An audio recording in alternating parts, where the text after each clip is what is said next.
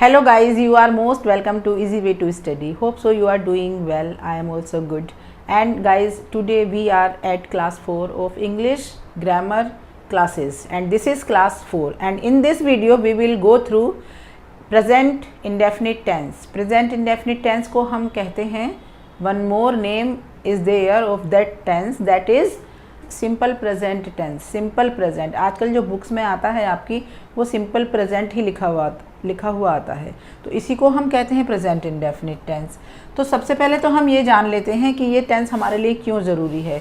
ये टेंस हमारे लिए बहुत ज़रूरी है. This is very important, the most important tense. Present indefinite और पास्ट इंडेफिनिट और फ्यूचर इंडेफिनिट, ये जो तीन टेंस होते हैं ना इंडेफिनिट वाले, ये हमारे लिए बहुत ज़रूरी होते हैं, और तीनों को ही कहते हैं सिंपल प्रेजेंट, सिंपल पास्ट और सिंपल फ्यूचर.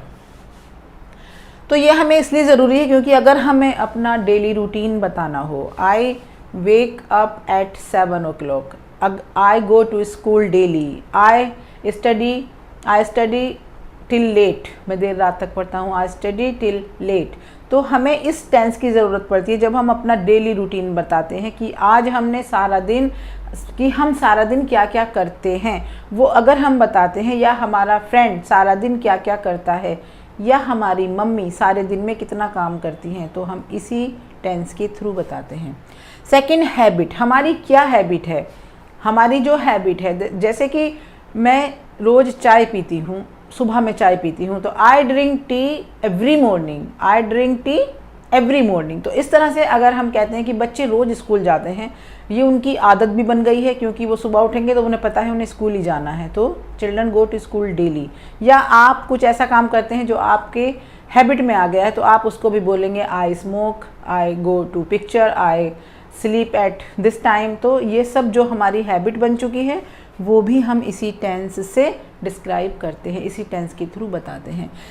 नेक्स्ट है टू एक्सप्रेस इमोशंस. अगर हमें अपने इमोशंस बताने हो, I love my country, I hate him, I love you, तो इस तरह से जो हमारे इमोशंस हैं वो बताने के लिए हम इसी टेंस का यूज़ करते हैं. किसी के लिए कुछ भी इमोशन बताने के लिए, I feel this, I feel that, तो वो सब हमारे इमोशंस. ट्रुथ बताने के लिए, ट्रुथ क्या होते हैं, यूनिवर्सल ट्रुथ होते हैं, जैसे कि water boils at 100 degree centigrade, है ना, पानी 100 डिग्री सेंटीग्रेड पर बॉयल होता है. और चिल्ड्रन स्पीक ऑलवेज ट्रुथ, बच्चे हमेशा सच बोलते हैं. कहते तो ऐसा ही है, पर बच्चों से ज़्यादा झूठ भी कोई नहीं बोलता है. कुछ फैक्ट्स होते हैं, फैक्ट, जो कि हमें बताने के लिए इसी टेंस की ज़रूरत होती है. जैसे कि birds fly in the sky, हमेशा आसमान में उड़ते हैं, जो बर्ड्स होती हैं हमेशा आसमान में उड़ती हैं, birds fly in the sky. और plants need water to grow up, plants need water, soil and sunlight to grow up. ठीक है ना. तो इस तरह की जो बातें होती हैं, मैंने 3-4 चीज़ें लिखी हैं, वो भी बहुत सारी बातें होती हैं जब हम फ्यूचर इंडेफिनिट के साथ इसका यूज़ करते हैं. फ्यूचर इंडेफिनिट जैसे कि जब मेरी मम्मी आ जाएंगी तो मैं तुम्हें बता दूंगा. ठीक है ना. जब मेरी मम्मी आ जाएंगी तो मैं तुम्हें बता दूंगा, तो या तो मैं तुम्हें इन्फॉर्म कर दूंगा. बता आएंगी भी हम गी लगा रहे हैं, फ्यूचर की बात कर रहे हैं, फ्यूचर का साउंड आ रही है, वहाँ पर गी आ रहा है. और मैं तुम्हें बता दूंगा, यहाँ भी हम गा की साउंड दे रहे हैं, फ्यूचर की साउंड दे रहे हैं. गा तो फ्यूचर का पहचान है ना. लेकिन जब हम इसको बनाएंगे इंग्लिश में, तब हम एक ही क्लॉज में गा की इंग्लिश लगाएंगे, विल की, और दूसरा जो क्लॉज बनेगा, जो दूसरा सेंटेंस बनेगा, वो हम बनाएंगे प्रेजेंट इंडेफिनिट में. जैसे कि I will inform you, I will inform you, मैं तुम्हें इन्फॉर्म कर दूंगा, I will inform you. When my mother, my mom comes, जब मेरी मम्मी आएगी, यहाँ इसका हिंदी साउंड आएगी ही होगा. हम इंग्लिश में भले ही प्रेजेंट इंडेफिनिट में बना रहे हैं, but it gives sound like गा गी गे. जब मेरी मम्मी आएगी तो मैं तुम्हें बता दूंगा, आई विल इन्फॉर्म यू, या I will tell you when my mom comes. ठीक है. तो इस तरह के सेंटेंस हम इसमें बनाते हैं. व्हेन के बाद हम प्रेजेंट इंडेफिनिट लगाते हैं, अनटिल के बाद प्रेजेंट इंडेफिनिट लगाते हैं, एज सून एज के बाद लगाएंगे, और एज के बाद भी लगाएंगे. Right. Let's understand the structure और rules of this tense. He, she, name, it, जो भी हमारे सिंगुलर सब्जेक्ट हैं, जैसे कि सिंगुलर मतलब वन, उसके लिए हम हमेशा यूज़ करेंगे वर्ब की फर्स्ट फॉर्म में एस और ई एस. जैसे he goes to market, he goes to market, और Rajan goes to market, Rajan होगा या ही होगा, इट के साथ हम लगाएंगे तो इट डज वर्क, ये मतलब ये काम करता है, ये चीज़ काम करती है, इट डज वर्क। डू हमने यहाँ पर एज अ वर्ब लिया है, वर्ब की फर्स्ट फॉर्म, और हमने उसमें यूज़ किया है ईएस का, क्योंकि सिंगुलर सब्जेक्ट के साथ हम ईएस लगाएंगे या एस लगाएंगे, एस भी लगेगा और ईएस भी लगेगा, डिपेंड करता है हमारे सेंटेंस की स्ट्रक्चर पर, हमारे सब्जेक्ट पर। निगेटिव में क्या करेंगे, निगेटिव में हम डज नोट का यूज़ करेंगे, जहाँ हम एस और ईएस लगा रहे हैं वहीं हम डज नोट का यूज़ करेंगे। डू नोट कभी भी नहीं लगाएंगे अगर हमारा सब्जेक्ट सिंगुलर है, वन है। इंटेरोगेटिव में डज के साथ डज लगा देंगे, सब्जेक्ट से पहले डज लगा देंगे, उसके बाद सब्जेक्ट आएगा एंड देन वर्ब की first form and then object. अब हम देखेंगे प्लूरल के लिए हम क्या स्ट्रक्चर बनाएंगे। प्लूरल सब्जेक्ट में आते हैं आई, वी, यू, दे और कोई नेम जो कि वन से ज़्यादा हैं, जैसे कि Rajan and Lavi, Rajan and Lavi both go to school, दोनों ही स्कूल जाते हैं। तो अगर हमने यहाँ पर Rajan and Lavi go to school लगाया है या गो टू मार्केट लगाया है, या Rajan and Lav do their work on time, there भी मैंने प्लूरल के अकॉर्डिंग लगाया है क्योंकि यहाँ पर सब्जेक्ट प्लूरल माना जाएगा because they are two, Rajan and Lavi, and conjunction के साथ उनको जोड़ा गया है राजन एंड लवी को। तो यहाँ पर अगर एक नाम होता, ओनली अगर लवी होती या ओनली राजन होता, तब हम यूज़ करते राजन गोज़ टू मार्केट और Rajan does his work on time. अभी क्या है, दोनों हैं तो Rajan and Lavi do their work on time. अब हिज या हर ना लगाकर हम देयर लगाएंगे, THEIR वाला देयर, ना कि THERE। THERE का मतलब होता है वहाँ, और THEIR का मतलब होता है प्रोनाउन है ये, इसका मतलब होता है अपना काम, दे के साथ अपना हो गया, वैसे उनका होता है। तो निगेटिव की स्ट्रक्चर होगी डज और subject and then verb and then object. Structure for plural, plural subject के साथ हम आई, वी, यू, दे और एक नाम से ज़्यादा होते हैं और वर्ब की फर्स्ट फॉर्म लगाएंगे एंड देन ऑब्जेक्ट। इसमें क्या करना है, इसमें वर्ब में एस या ईएस कुछ भी नहीं लगाना है और उसके बाद हमें डू का यूज़ करना है। निगेटिव में डू नोट लगाएंगे और इंटेरोगेटिव में डू को ही सब्जेक्ट से पहले लगा देंगे एंड देन वर्ब की फर्स्ट फॉर्म प्लस ऑब्जेक्ट लगाएंगे। अब हम समझते हैं कुछ सेंटेंसेस के थ्रू इस टेंस को, जो कि हमें समझने में और इजी बना दे। तो आइए कुछ सेंटेंसेस देख लेते हैं प्रेजेंट इंडेफिनिट टेंस के, और we can say simple present. Plants provide us oxygen. अगर हमें कहना हो कि जो पेड़ पौधे हैं वो हमें ऑक्सीजन देते हैं, तो हम क्या बोलेंगे, ऑक्सीजन देते हैं या हमें प्रोवाइड करते हैं। ये तो एक ऐसा सेंटेंस हो गया ना जो कि एक ट्रुथ है, यूनिवर्सल ट्रुथ है कि हमें जो ऑक्सीजन मिलती है वो प्लांट से मिलती है। तो क्या बनाएंगे सेंटेंस, प्लांट्स, क्योंकि प्लूरल है, प्लूरल में मैंने आपको बताया था उसकी स्ट्रक्चर में कि प्रोवाइड जो हम वर्ब लगाएंगे, यहाँ पर प्रोवाइड एक वर्ब है जो मेन वर्ब है, इसी में हम ईएस या एस लगा सकते थे, लेकिन कब लगा सकते थे, जब यहाँ पर सिर्फ एक प्लांट होता। अभी यहाँ पर बहुत सारे प्लांट्स हैं, एस लगा है यहाँ पर, जब यहाँ पर एस लगा है तो यहाँ नीड नहीं है लगाने की। तो प्लांट्स प्रोवाइड अस ऑक्सीजन। लवी लिव्स नियर राजन्स हाउस, लवी रहती है राजन के घर के पास। लवी सिंगुलर है तो लिव में एस लगा दिया, बहुत सारी लवी नहीं है, लवी ओनली वन गर्ल, तो यहाँ पर हमने एस नहीं लगाया, हमने एस यहाँ लगाया। लवी लिव्स नियर राजन्स हाउस, राजन का घर, ये अपोस्ट्रोफी है जो हमें बता रहा है पोजेशन, कि राजन का घर पोजेशन है ये यहाँ पर। तो इस तरह से इस जब ये अपोस्ट्रोफी लगा होता है तो इसके बाद भी नाउन होता है, और ये जहाँ पर लगा होता है वहाँ भी नाउन होता है, नाउन या प्रोनाउन। तो ये दोनों वर्ड नाउन हो गए हैं, राइट।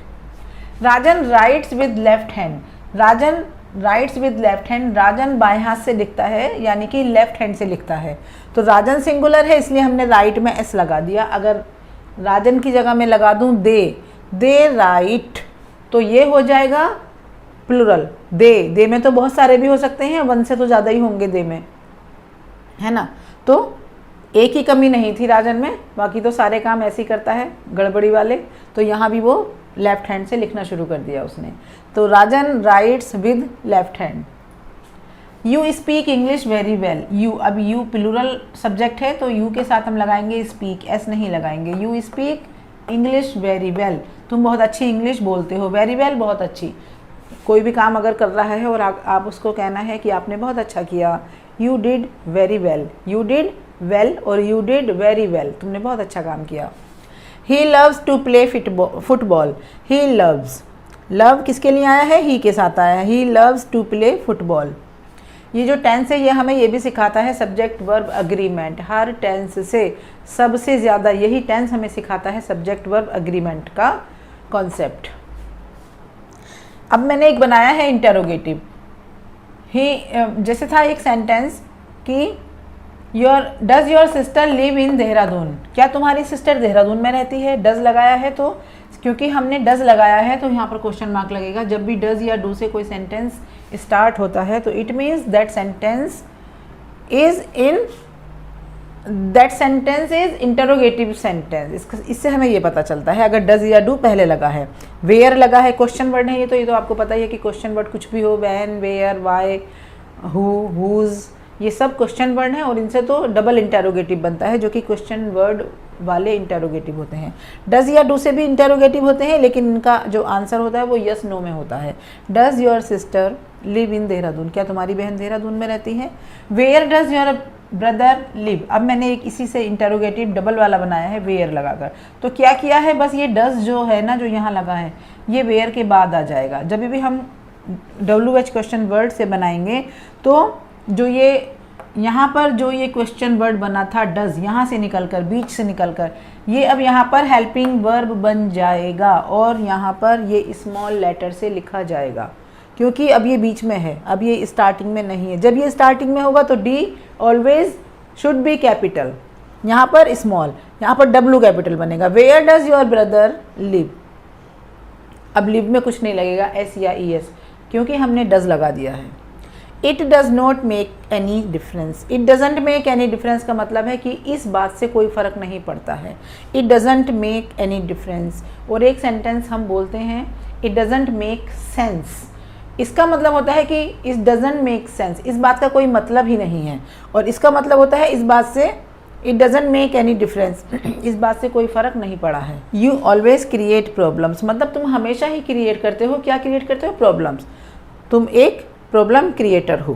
तो यू के साथ अगर निगेटिव बनाएंगे तो ऑलवेज हट जाएगा बिकॉज ऑलवेज तो हमें हैबिट बता रहा है, डेली की बात बता रहा है कि आप हमेशा ऐसा करते हो। अब ऑलवेज को हटाकर निगेटिव बनेगा you don't create problems, you do not create problems, क्या तुम प्रॉब्लम क्रिएट करते हो। Do you create problem, do you create problems, क्या तुम प्रॉब्लम क्रिएट करते हो। No I don't create problem, she creates problems, वो प्रॉब्लम क्रिएट करती है। I don't create problems but she creates problems, वो करती है। She doesn't create problem, she के साथ डज नॉट लगाएंगे, she does not create problems. अब क्रिएट में एस नहीं लगेगा क्योंकि वो डज में आ गया। She doesn't create problems, I create problems, मैं प्रॉब्लम क्रिएट करती हूँ। Next sentence is why does he call you at night, वो तुम्हें रात को क्यों कॉल करता है। तो मतलब ऐसे कैसे बोलेंगे इसको, वो तुम्हें रात में ही क्यों कॉल करता है। वाई डज, क्योंकि कॉल करने वाला एक ही इंसान है तो वाई डज ही के लिए आया है। तो यहाँ पर ये जो यू है ना इसके लिए हमने डज का यूज़ नहीं किया है, हमने डज का यूज़ किया है कर्ता के लिए, सब्जेक्ट के लिए जो काम करता है। तो काम कौन कर रहा है, ही, कॉल कौन करता है, ही। तो why does he call you at night, night के लिए गाइज हम हमेशा एट लगाते हैं, एट नाइट। मॉर्निंग के लिए लगाते हैं in morning, in the morning, और दोपहर के लिए लगाते हैं एट नून, और इवनिंग के लिए प्रीपोजिशन यूज़ करते हैं इन द इवनिंग। ठीक है, तो नाइट के लिए एट का यूज़ करेंगे। Why does he call you at night, वो तुम्हें रात को ही क्यों कॉल करता है। तो sentence number next, what time do you have lunch, तुम किस टाइम लंच करते हो, तुम लंच किस टाइम करते हो। हैबिट शो कर रहा है, लंच करने की हैबिट होती है, कोई 1 बजे करता है, कोई 2 बजे करता है। तो what time do you have lunch, किस टाइम तुम लंच करते हो।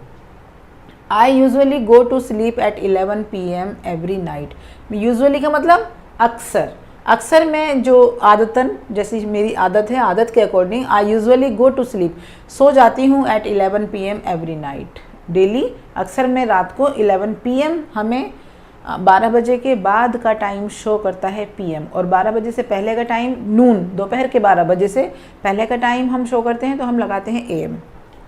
She never makes her bed.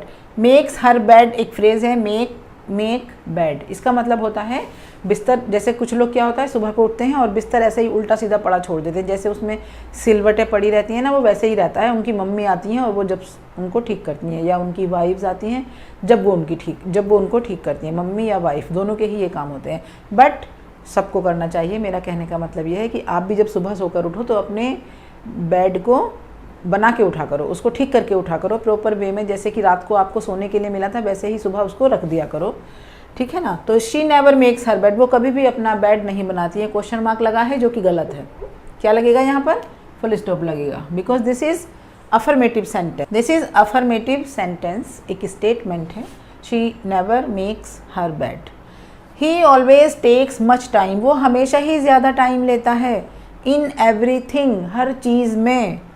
What he does, वो जो करता है, जो भी वो करता है वो हमेशा ही ज़्यादा टाइम लेता है। She always takes much time, he is habitual to do this thing, हमेशा ही ज़्यादा टाइम लेने की उसकी आदत हो गई है। ही ऑलवेज टेक्स, टेक्स क्यों लगा है? क्योंकि ही सिंगुलर सब्जेक्ट है। ही यहाँ पर सब्जेक्ट है बट ये नाउन नहीं है, प्रोनाउन है। जैसे कि मैं आपको बताती हूँ कि सब्जेक्ट हमेशा नाउन या प्रोनाउन ही हो सकते हैं। तो noun most of the time noun होते हैं, नाउन फ्रेज भी होते हैं, बट प्रोनाउन भी होते हैं। तो ही यहाँ पर प्रोनाउन है, यहाँ आई भी प्रोनाउन है, यहाँ शी भी प्रोनाउन है।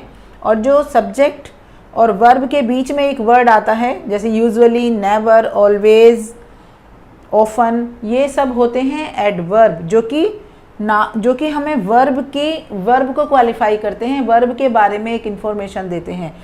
वो टेक्स मच टाइम, ज़्यादा टाइम लेता है। कब लेता है? यूजुअली, अक्सर वो ज़्यादा टाइम ऑलवेज, वो तो हमेशा ही लेता है। He always takes much time in everything, हर चीज़ में, हर काम में हमेशा ज़्यादा टाइम लेता है। What he does. What do you do for your living. Living हम कहते हैं जीविका, जीने के लिए। लिविंग तुम्हारा जीने के लिए मतलब जो होता है। तो फॉर योर लिविंग, अपने जीने के लिए या अपने खाने पीने के लिए। वट डू यू डू, तुम क्या करते हो। What do you do for your living. Okay guys, that's all for today. I hope you enjoy the video. If you really enjoyed, then please like my video and subscribe to the channel. And keep learning, keep growing. Take care of you and your family. I will be back soon with a new tense. Till then, bye.